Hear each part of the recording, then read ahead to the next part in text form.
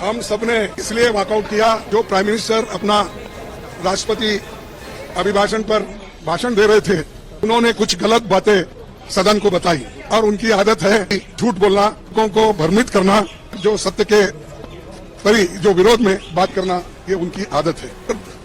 मैंने सिर्फ उनको इतना ही पूछा, जब वो संविधान के बारे में बोले कि आज लोग संविधान के लिए बचाने के लिए डंडोरा पीट रहे हैं, ऐसी बात उन्होंने कही।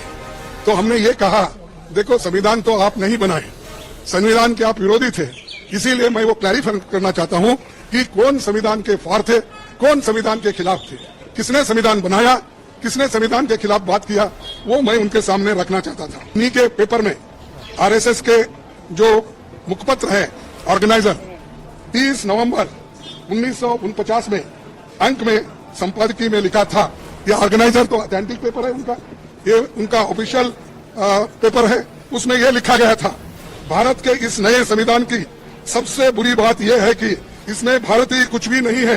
प्राचीन भारत के अद्भुत संवैधानिक विकास के बारे में इसमें कोई जिक्र ही नहीं है। आज तक मनुस्मृति में दर्ज मनु के कानून दुनिया की प्रशंसा का कारण है। ये किसने कहा? ये ऑर्गेनाइजर ने, आरएसएस ने, जनसंघ के जो लोग थे उस वक्त उन्होंने कहा, और वे स्वयं स्फूर्ति आज्ञाकारित और अनुरूपता पैदा करते हैं। हमारे संवैधानिक विशेषज्ञों ने ये बात निरर्थक है, उन्होंने ये कहा कि यहाँ तक जो कॉन्स्टिट्यूंट असेंबली के मेंबर से किए हैं ये गलत है। उन्होंने उस वक्त अपोज करके इस संविधान को उन्होंने नकार दिया था, और आज उसकी रक्षा की खुद बात करते हैं और हमारे को बोलते हैं कि हम संविधान विरोधी है। अरे खुद विरोधी है, जन्मता ही विरोधी है।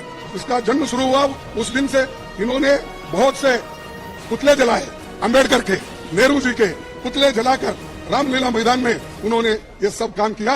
आज ये बोल रहे हैं कि हम संविधान के विरोधी हैं।